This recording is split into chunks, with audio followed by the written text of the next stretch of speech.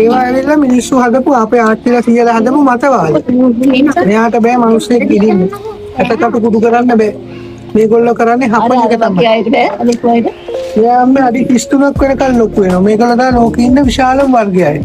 රෙටිකියුලේටඩ්ලා. එනකොණ්ඩන්ටත් වැඩිය ලොකු. මේවා අපි හදාගත්ත මතවාද. දැන් මාපිඩු ඇවිල්ලා ලේබුණෝ කියලා දැන් ওই ළමයින්ට කියලා දිනුනේ. මාපිඩු කාලා මැරෙනවද? මනුස්සයෝ මැරෙන්නේ නැහැ. ඒවා මතවාද. මේගොල්ලෝ එහෙම කරන්නේ මේ සත්තු ගැන ඔයගොල්ලෝ ඉගෙනගෙන නැහැනේ. ඒ හින්දා අපි වැඩි මතවාදකම දෙන්නේ.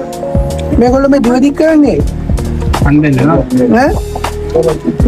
ඒ සත්තුන්ට අපි කියනවා ඇහෙන්නේ නැහැ. ඒකින්ද ඒගොල්ලෝ අහන්නේ දිවෙන්. ශබ්ද තරංග ගන්න ভাইබ්‍රේෂන් එකනේ යන්නේ. මේගොල්ලන්ට අනිත් එක ඇස් වලට පේන්නේ අපිට පේනවා වගේ නෙමෙයි. වර්ණතාවයක් නැහැ. ඒගොල්ලන් පේන්නේ ඇඟේ උණුසුම විතරයි. ඒකයි මගේ උණුසුමට මේ හුරු වෙලා ඉන්නේ. ඉතින් මෙයාගේ ඇඟේ ඔයාගේ අපි ඔක්කොම යන්නේ ඔක්කොම උණුසුම හින්දා මේගොල්ලෝ ඔක්කොම අපිට එකයි. නමුත් අතෙන්ද ළඟට ගිහින් අනේ බෑ බයි නෑ. එයා සබලාවු හරි සිනිගි. මනුෂ්‍යයන්ට වැඩිය පිළිසිදි.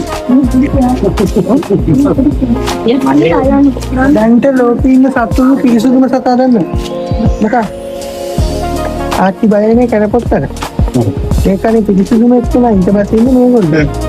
මිනිස්සු ඉන්නේ ගොඩාක් පල්ලේ නම් අපි ඒගොල්ලෝ පිසු එකක් අරන් පිළිදලා බලන කොච්චර ජරාවද මේගොල්ලෝගේ දූවිලි අංශුවක් රැඳෙන්නේ. මේ බලන්න මේක නිකන් ලැමිනේට් එකක් වගේ. ජීවිතේට අල්ලගෙන අත ගන්න.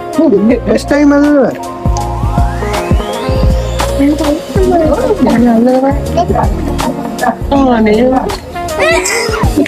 ලැමිනේට් කළා. ආයේ ඉන්නේ නැහැ. ජරාව කියලා අපි